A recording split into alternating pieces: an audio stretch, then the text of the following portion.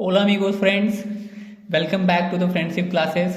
और आज मैं क्या लेकर आया हूँ, सोल्यूशन है ये आज के पेपर का। ठीक है, यूपी बोर्ड 12th ये केमिस्ट्री के पेपर का सोल्यूशन है। कुछ न्यूमेरिकल्स और जो कुछ इंपॉर्टेंट इसमें नेम रिएक्शन थे, ठीक है, आईपीसी नेम था उसका मैं आपको क्या बता रहा हूँ, सोल्यूशन बता रहा हूँ। तो उसको आप चेक कर लो आपके राइट है कि नहीं राइट है।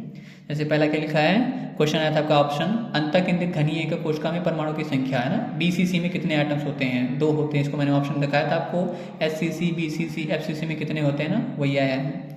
3 ग्राम एसिटिक अम्ल 80 ग्राम बेंजीन में विलयन है। ठीक है, विलयन की मोललता बताइए। तो इसमें मोललता का फॉर्मूला लग जाएगा, m = क्या होता है आपका n by capital W into 1000। इसको मैंने कहीं सॉल्व भी किया होगा शायद, ठीक है, नहीं किया तो फिर भी आप इस फॉर्मूले पर रख करके लगाओगे, आपका सी पर यही आएगा। ठीक है, 0.625 अगर आपने टिक करा तो सही है। कैसे करेंगे इसको, एक सेकंड बता देता हूँ मैं आपको। n/W होता है, आप देखोगे तो m = यहाँ पे क्या होता है, given mass by molecular mass. Molecular mass यहाँ हो जाएगा इंटू W इंटू 1000। ठीक है, W की वैल्यू यहाँ कितनी गिवन है, 16 की, यहाँ पे 3 ग्राम। mm इसका मोलिकुलर मास एसिटिक एसिड का आप देखोगे तो कितना हो जाएगा 60। ठीक है, इसका दिया है 80, ये 1000 हो जाएगा, 0000 कट गया। और फिर इसमें आप क्या करोगे, 3 2 जा 2 से 1 कट गया 5, 8 से 5 में डिवाइड करोगे तो आपका ये आंसर आ जाएगा। ठीक, प्रथम कोट की अभिक्रिया के लिए वेग स्थिरांक k दिया हुआ है, इस अभिक्रिया की अर्धायु पूछ रहा है। तो सिंपल आप क्या फॉर्मूला लगाओगे, t = 0.693/k होता है। k इधर चला गया, t नीचे आ गया, t की वैल्यू गिवन है, सॉरी k की वैल्यू गिवन है, t निकल जाएगा आपका कितना आएगा, लगभग 3.465 10⁻² आएगा। ठीक, ये ऑप्शन राइट है। डीएनए में क्षारक उपस्थित होता है ना, ऑप्शन बताया था बार बार मैंने, डीएनए में क्या बताया था, AgCT। ठीक है, तो इस यूरेसिल नहीं होता, वही है ऑप्शन, टिक कर लेंगे यहाँ पे।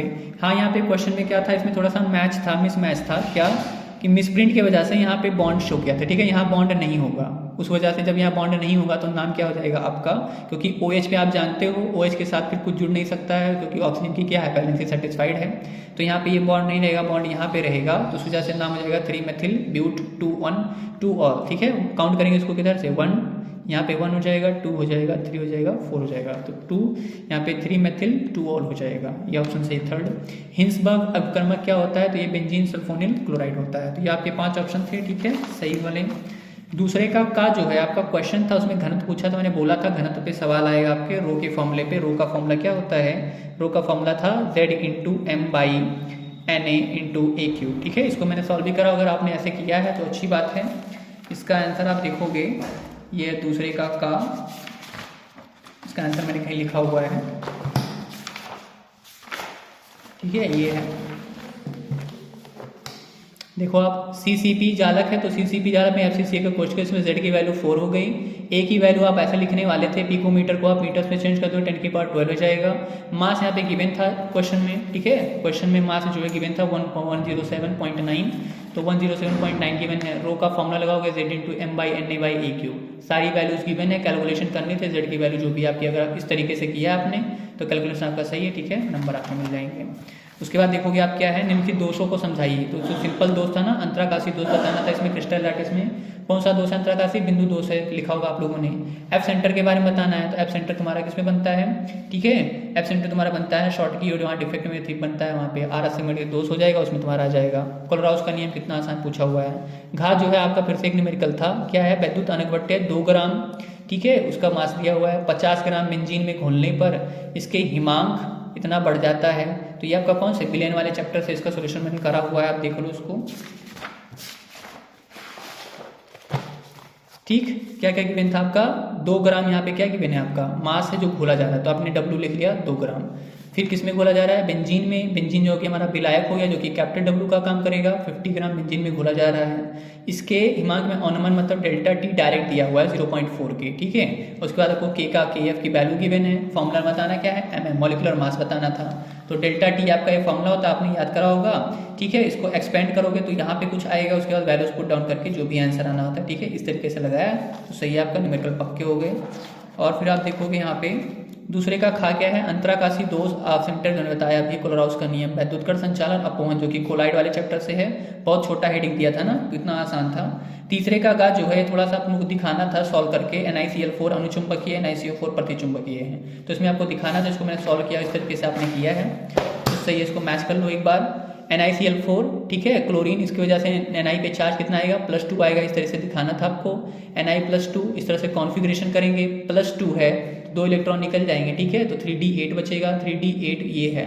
अब Cl क्या दिखना था आपको, दुर्बल लिगेंड है, तो ये इसको युग्मित नहीं करा पाएगा, 2 इलेक्ट्रॉन बचेंगे अनपेयर। अयुग्मित इलेक्ट्रॉन है तो कैसा नीचे हो जाएगा, अनुचुंबकीय हो जाएगा।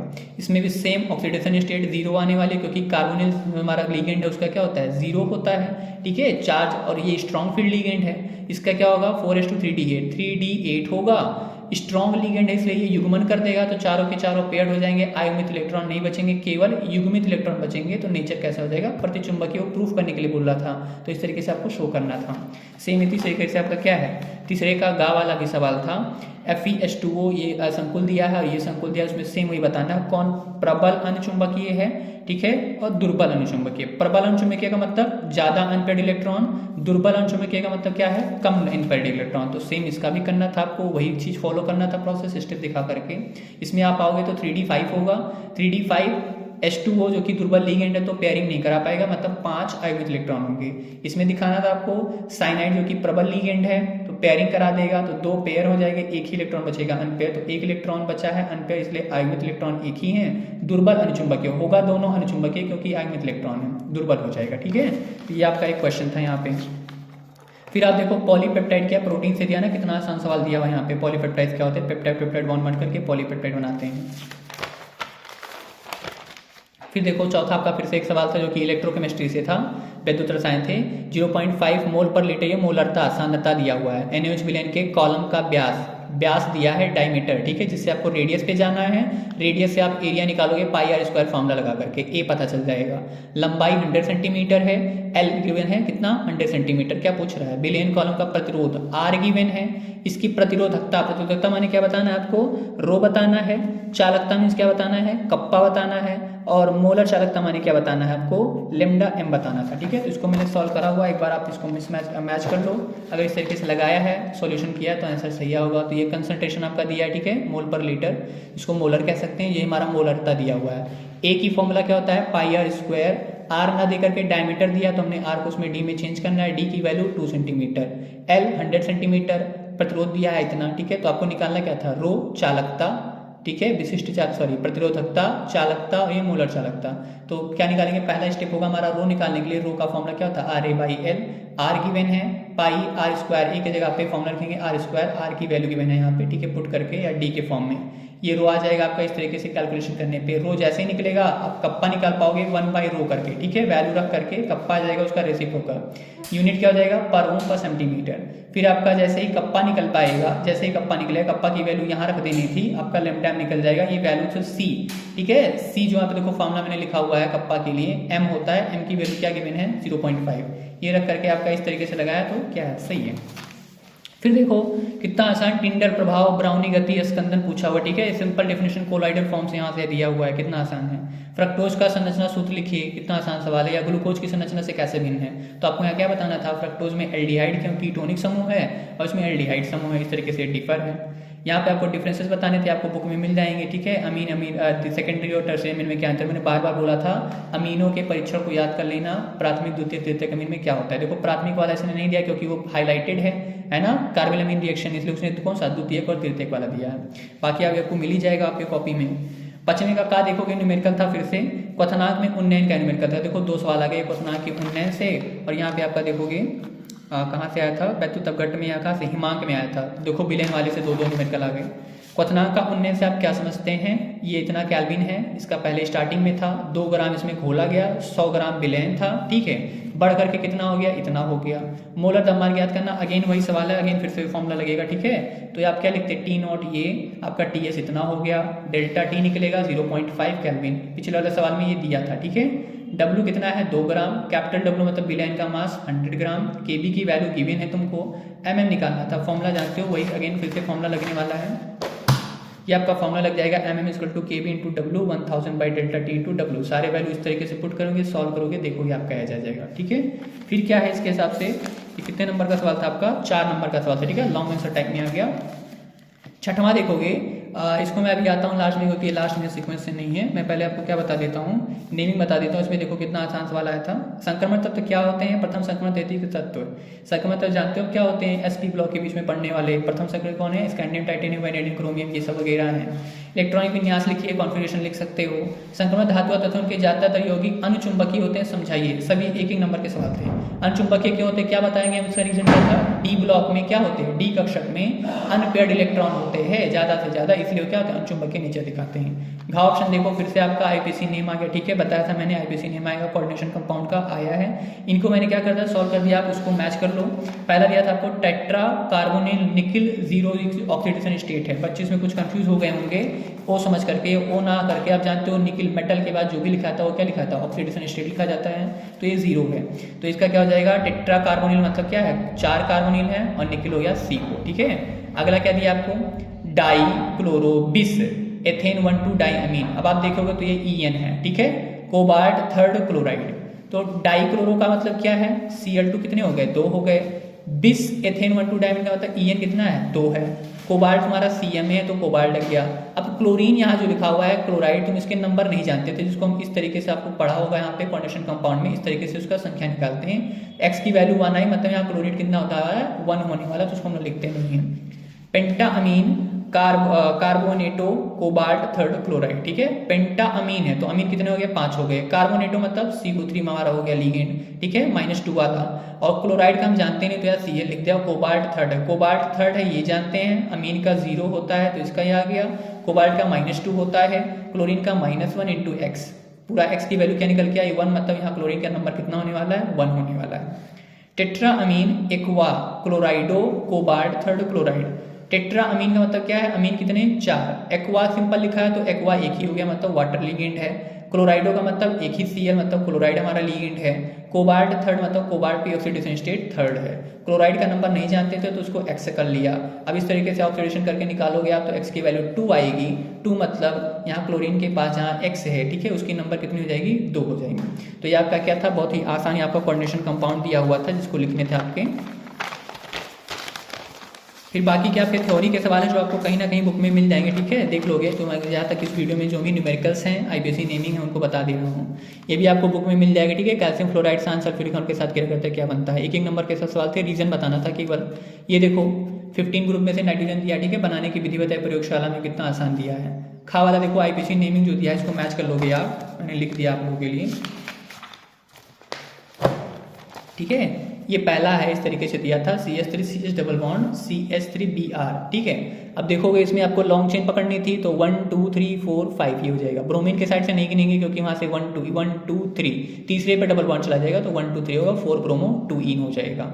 ये देखो ये गिवन था, इसको आपको इस फॉर्म में अगर चेंज करते तो आपको लॉन्ग चेन दिखने लगती, उस तरीके से नाम लिख देते हो। नाम क्या हो जाएगा? 1 ब्रोमो 3 3 डाइमेथिल ब्यूटेन, ठीक है। ये आपका क्या था? थोड़ा सा लॉन्ग था। लॉन्ग क्यों था? इसमें आपको चेन में चेन दिया हुआ था, ठीक है। तो थोड़ा सा यहाँ पे देखो 1 2 3 4 ये हमने नेमिंग कर दी, उस चेन में यहाँ से फिर से चेन जुड़ी हुई थी, इसको 1 डैश और 2 डैश मान लिया।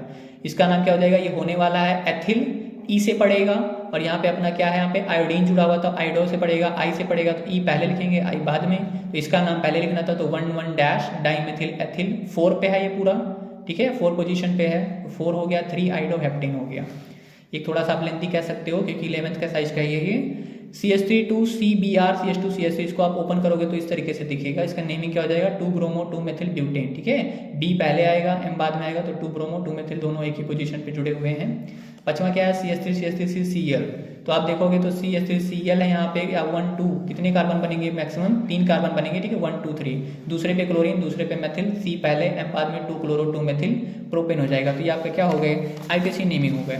अब देखोगे यहाँ पे अथवा करके दिया हुआ था, जिसमें मैं समझता हूँ कि लड़के यहाँ ना करके बच्चे स्टूडेंट्स ये करने को, क्योंकि उनको आसान लगा होगा ये सेक्शन, ठीक है। सेम नंबर कैरी कर रहा है, यहाँ पे कुछ छूट सकता था, रीजन देने हैं तो इसको आप बुक से मैच कर लेना। और उसके बाद देखोगे तो ये हो गया आपका 7th में क्या है? रासायनिक समीकरण दीजिए, आपको रिएक्शन लिखनी थी तो इसको मैंने कर दिया है ऊपर वाले सेक्शन को, ठीक है, आपको दिखाने के लिए कि क्या हो सकता है, किस तरीके से लिखनी थी आपको। तो 7th का 1 देखोगे, आपको बोला है प्रोपेन 1 ऑल है, क्षारीय के NO4 के साथ अपक्रिया करेगा, क्या बनाएगा? तो आप जानते हो ये अल्कोहल है, अल्कोहल क्षारीय के NO4 के साथ क्या कर देता है? ऑक्सीडेशन हो जाएगा इसका। तो अल्कोहल का ऑक्सीडेशन किसमें होता है? एल्डिहाइड में। प्रोपेनॉल था तो प्रोपेनल बन जाएगा, ठीक है, यह बनने वाला था, आपको लिखना था वहां पे। दूसरा क्या गिवन है? फिनॉल की जलीय NaOH की उपस्थिति में क्लोरोफॉर्म के साथ अपक्रिया। ये कौन सा रिएक्शन आप जानते हो? रीमर-टीमन अपक्रिया है ना। फिनॉल की जलीय NaOH उपस्थिति में क्लोरोफॉर्म से रिएक्शन। तो फिनॉल NaOH क्लोरोफॉर्म से रिएक्शन तो क्या बना था? सैलिसल्डिहाइड बना था। देखो नेम रिएक्शन ना दे करके इसको इनडायरेक्टली पूछा, ठीक है। दूसरा क्या बोला? फिनॉल का क्या करेंगे अब? तनु नाइट्रिक अम्ल, ठीक है। फिनॉल यहाँ पे क्या लिखा है? तनु लिखा है, यहाँ पे डाइल्यूट लिखा है, ठीक है, सही है। फिनॉल डाइल्यूट नाइट्रिक अम्ल के साथ क्या करेगा? ऑर्थो और पैरा वाले नाइट्रो समूह जुड़ जाएंगे वहां पे। सिंपल। अगर यहाँ सांद्र होता तो आप जानते हो क्या होने वाला है, ठीक है। ऑर्थो पैरा पोजीशन तीनों पे जुड़ जाता है। 7th क्या है? मेथॉक्सी, ये बोला था आपका, देखो क्या बोला था? फिनॉल के हाइड्रोजन आयोडाइड को मेथॉक्सी बेंजीन से क्रिया करते हैं। तो मेथॉक्सी बेंजीन जैसे पढ़ा आपने, आपको समझ आती है कि ईथर है, हाइड्रोजन आयोडाइड, तो जानते हो क्या होता है? फिनॉल बनता है और एक मूल यहाँ पे आपका एल्किल हाइड्राइड मिल जाता है। 7th का 5 क्या था? प्रोपेन 1 ऑल से प्रोपॉक्सी प्रोपेन बनाना था, अल्कोहल से ईथर बनाना था। तो जैसे ही अल्कोहल से ईथर बनाना हो, आपको नेम रिएक्शन याद आता है, ठीक है। कौन सा? विलियम संश्लेषण करा सकते हो, वहां से बन जाएगा आपका क्या? प्रोपेनॉल। अब देखो यहाँ पे CH3 यहाँ पे था, अल्कोहल से बनाना है ईथर, और विलियम संश्लेषण जो होता है वो एल्किल हाइलाइड का। तो आप यहाँ से एक स्टेप जा करके इससे हाइलाइट बना सकते थे। CH3 CH2 CH2 Cl PCl5 से रिएक्शन करा देते, अल्कोहल से हाइलाइड मिल जाता और हाइलाइड का विलियम संश्लेषण कराने पर क्या मिल जाता? ईथर मिल जाता। तो ये हो गया आपका। कुछ और है जो मैंने इसको सॉल्व कर दिए हैं, कौन से वाले? एथिल मैग्नीशियम ब्रोमाइड क्लोराइड से प्रोपेन 1 ऑल कैसे बनेगा? तो देखो आप, ये क्या है? RMgX, ठीक है। ग्रिगनॉर्ड अपकर्मक है, उससे क्या बनाना है? अल्कोहल बनाना है। तो ग्रिगनॉर्ड अपकर्मक एथिल मैग्नीशियम क्लोराइड, उससे बनाना है अल्कोहल। तो आपको समझ में आने, देखो यहाँ पे 2 कार्बन 3 कार्बन, एक ही कार्बन की जरूरत थी जो कि अल्कोहल एल्डिहाइड का रिएक्शन है, ठीक। उसी एल्डिहाइड से मिलता जुलता कीटोन का रिएक्शन था, मेथिल मैग्नीशियम ब्रोमाइड, फिर से आपका वही है ग्रिगनॉर्ड रिएजेंट। अब बनाना क्या है? 2 मेथिल प्रोपीन 1 ऑल, ठीक है। तो कीटोन से रिएक्शन करा देंगे तो ये बन जाएगा। इस तरीके से आपने किया होगा तो सही है। दूसरा दिया आपका, देखो बेंजील अल्कोहल, उसका क्या करना है? ऑक्सीकरण करने पर ये बन जाएगा। आपसे पूछा नहीं था, आपसे पूछा था ये कि बेंजील अल्कोहल से बेंजोइक अम्ल कैसे प्राप्त होगा। तो बेंजील अल्कोहल से बेंजोइक अम्ल आपने देखा C है, और इसको मुझे चेंज करना है। अल्कोहल को ऑक्जेलिक कार्बोक्सिलिक अम्ल करना, तो ऑक्सीकरण कराना था, एक ऑक्सीकारक ले लिया, K2Cr2 ऑक्सीकरण हो गया, ठीक है। फिनॉल से पूछा है पिक्रीकरण कैसे प्राप्त करें। देखो मैंने इसको बताया था पिक्रीकरण आता है और आया, ठीक है। इनडायरेक्टली पूछा फिनॉल से पिक्रीकरण कैसे प्राप्त करेंगे? Concentrated H2SO4 concentrated nitric acid है तो ट्राइनाइट्रो, ठीक है, फिनॉल मिल जाएगा आपको यहाँ पे। ये क्या है आपको दिया था? आपको ये दिया था अल्कोहल, ठीक है। नाम बोला था प्रोपेन 2 ऑल। प्रोपेन 2 ऑल का निर्जलीकरण करेंगे तो आप जानते हो अल्कोहल का निर्जलीकरण करने पर क्या बनता है? एल्कीन बनता है। ये 10th का भी रिएक्शन है, ठीक है। छोटे बच्चे 10th वाले जो जानते हैं। यहाँ पे आपको निर्जलीकरण दिखा सकते थे, वाइनेडियम पेंटॉक्साइड, फास्फोरस पेंटॉक्साइड या सल्फ्यूरिक एसिड, शांत सल्फ्यूरिक एसिड ले लेंगे, उसकी उपस्थिति में करने पर क्या बनता है? एल्कीन बनता है। ये आपका सही हो जाता है। पचमी का खा जो मैंने अभी बोला था कि आपको डिस्कस कर दूंगा मैं। पचमी का खा जो है आपका, ये आपका कहाँ है? रासायनिक बलगतकी वाले चैप्टर से है। इसको मैं कह सकता हूँ थोड़ा सा आगे, थोड़ा सा लेवल अप था। क्या लेवल अप था? कि जो फॉर्मूला है रेट कांस्टेंट निकालने का, वो प्रेशर के टर्म्स में दिया था। तो आपको प्रेशर के टर्म्स में निकालने के लिए ये फॉर्मूला लग जाता, ठीक है। इसका टोटल सॉल्व यहाँ पे है, आपने करा होगा। इसके लिए क्या करते हैं हम लोग, ठीक है। ये N2O5 है जो कि हमारा कहाँ रहेगा? यहाँ पे रिएक्टेंट पहले स्टार्टिंग में कितना था, बाद में कितना बचा। तो ये स्टार्टिंग में इसका क्या है? प्रेशर है, बाद में कितना है ये, तो हमको x निकालना था। अब जानते हो आप यहाँ पे देखो, इसको जोड़ने पर जो कि हमारे पार्शियल प्रेशर हैं, टोटल प्रेशर आएगा। और ये टोटल प्रेशर आपको दिया हुआ था कितना है? इतना है। तो यहाँ से इस वैल्यू से आपको x निकालना था। x के निकल जाने पे आप ये निकाल सकते हो बाद में N2O5 की एटमॉस्फेरिक प्रेशर कितना हो रहा है, ये वैल्यू आ गई, ठीक है। फिर यहाँ पे आपको पुट करना था केवल 0.546। इस तरीके से आपने किया तो ये आंसर आएगा, और बाकी आपका पेपर क्या है? सही है। तो अगर मैं लास्ट में बोलूँ तो पेपर जो कि क्या था? इजी लेवल का था, है ना। मैंने बार बार बोला था कि आईपीसी नेमिंग्स आएंगे। देखो आईपीसी नेमिंग से लगभग 10 नंबर आपके कवर हुए हैं, ठीक। नेम रिएक्शन देख लो आपका, कोल्बे वैद्युत अपघटन, एल्डोल संघनन, रोजनमुंड अपक्रिया। मैंने टॉप 10 दिए थे, टॉप 10 में से ये 3 थे, ठीक है। एल्डोल संघनन मैंने बोला था, रोजनमुंड दिया था, उसमें से आए, आप जाके देख चेक कर सकते हो, ठीक है।